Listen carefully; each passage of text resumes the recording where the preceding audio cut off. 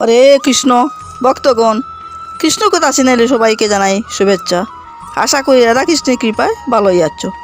সকলের জন্য কৃষ্ণবতে মতি হয় এই কামনা করে শুরু করছি আজকের আমলকি একাদশীর ভিডিও। এই একাদশী একই দিনে পালিত হবে। পৃথিবীর প্রথম গাছ আমলকি গাছ, তা ব্রহ্মাণ্ড পুরাণে বলা হয়েছে। এই একাদশীতে আমলকি ভগবানকে নিবেদন করতে হয়, তারপরে প্রসাদ গ্রহণ করতে হয়। এই একাদশী পড়ছে 27 ফেব্রুয়ারি। যদিও একই দিন একাদশী পালিত হয়, তবুও 3 দিনের এই ব্রত। আগের দিন বৃহস্পতিবার দশমী রাত্রি 12:30 পর্যন্ত থাকবে। সাত্বিক আহার অর্থাৎ নিরামিষ আহার গ্রহণ করে এবং ব্রহ্মচর্য পালন করতে হবে। আপনারা সকলেই জানা আছে, রাতের খাবারের পর দন্তমাজন করতে হয়।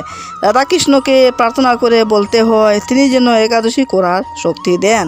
আর শুক্রবার একাদশী রাত্রি 10:23 পর্যন্ত থাকবে।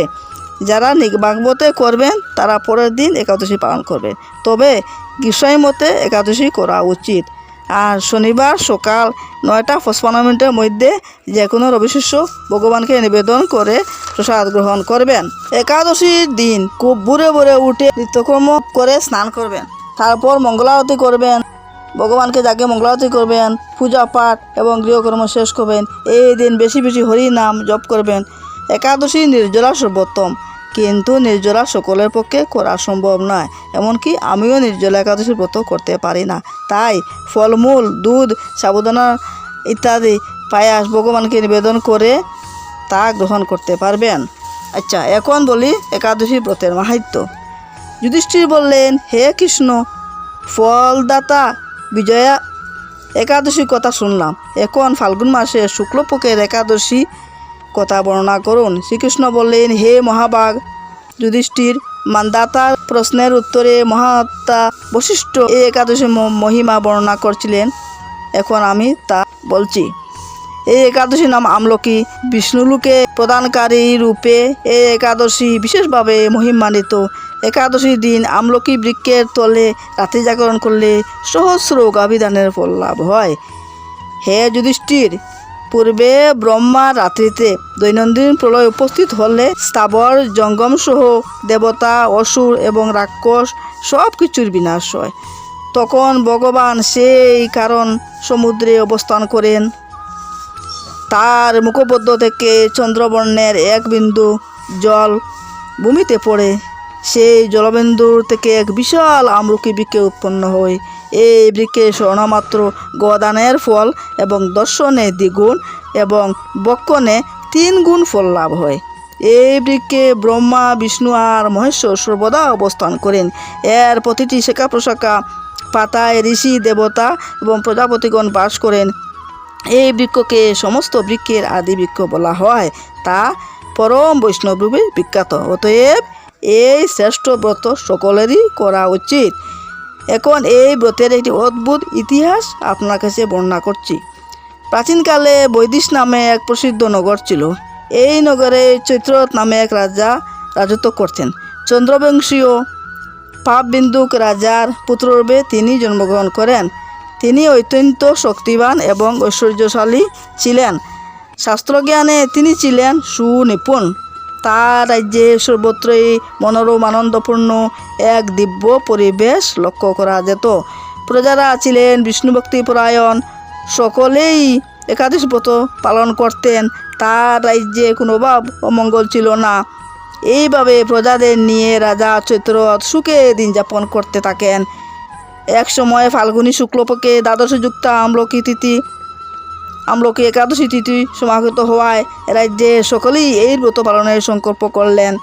ওই দিন প্রাতঃস্নানের পর প্রজাদের সঙ্গে নিয়ে রাজা ভগবান শ্রীবিষ্ণুর মন্দিরে যান। সেখানে সুবাসিত জলপূর্ণ কলস, ছত্র, বস্ত্র, পাদুকা, পঞ্চরত্ন ইত্যাদি দিয়ে সাজিয়ে স্থাপন করেন। তারপর ধূপ, দীপ ইত্যাদি দিয়ে যত্ন সহকারে মনীষীদের দ্বারা শ্রী পরশুরাম মূর্তি সম্বন্ধিত আমলকিও পূজা করেন। হে পরশুরাম, হে পাপ বিনাশিনী আমলকি, তোমাকে প্রণাম। আমার অর্ঘ্যজল গ্রহণ করো। এইভাবে দিনে যথাবিধি পূজা স্তবস্তুতি নৃত্যগীত করে রাজা ভক্তি ভরে সে বিষ্ণু মন্দিরে রাত্রি জাগরণ করতে লাগলেন। এমন সময় দৈবযুগে একটি ব্যাধ সেখানে উপস্থিত হলো। পূজা সামগ্রী সহ বহু ব্যক্তিকে একত্রে রাত্রি জাগরণ করতে দেখে তার মনে কৌতূহল হলো। সে ভাবলো, এ কী ব্যাপার। বিষ্ণু মন্দিরে প্রবেশ করে সে বসে পড়ল। কলসের উপরে স্থাপিত বিষ্ণুমূর্তির দর্শন করল। ভগবান বিষ্ণু এবং একাদশীর মাহাত্ম্য সে মনোযোগ দিয়ে শুনল। সারাদিন এই ব্যাধ কিছুই আহার করেনি। সে ক্ষুধায় কাতর হয়ে সেখানে সে রাতে জাগরণ করতে লাগলো। পরদিন প্রজাসহ রাজা নগরের দিকে যাত্রা করলেন। সে ব্যাধও তার গৃহে ফিরে গেল। এরপর এক সময় ব্যাধের মৃত্যু হলো। একাদশীতে রাত্রি জাগরণের ব্রত প্রভাবে সে ব্যাধ পরজন্মে এক রাজ্যের অধিশ্বরী রাজারূপে নিযুক্ত হয়। জয়ন্তী নামে এক নগরী ছিল। সেখানে বিদুরথ নামে এক রাজা বাস করতেন। এ ব্যাধ বিদুরথ রাজার এক মহাবলী পুত্ররূপে জন্মগ্রহণ করেন। তার নাম হইল বসুরথ। 1,00,000 গ্রামের আধিপত্য তিনি লাভ করলেন। তিনি ছিলেন সূর্যের মতো তেজস্বী, চন্দ্রের মতো কান্তিমান, পৃথিবীর মতো ক্ষমাশীল। বিভিন্ন সদ্গুণে ভূষিত বসুরথ পরম ভক্তি পরায়ণ হন। এই মহাদাতা রাজা একবার শিকার করতে গিয়ে পথ ভুলে যান। গভীর জঙ্গলের মধ্যে ক্ষুধায় পীড়িত হয়ে তিনি কান্তিবশত শুয়ে পড়েন। এমন সময় কতগুলি পর্বত নিবাসিনী মেচ্ছ রাজার কাছে এসে নানাভাবে উৎপীড়ন করতে থাকে।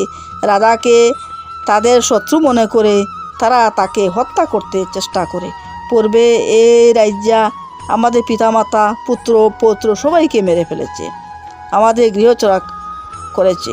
এই রকম বলতে বলতে মেচ্ছরা রাজাকে হত্যা করতে উদ্যত হয়। তারা বিভিন্ন অস্ত্রশস্ত্রে তাকে আঘাত করতে থাকে, কিন্তু আশ্চর্যের বিষয় তাদের সকল চেষ্টাই ব্যর্থ হয়।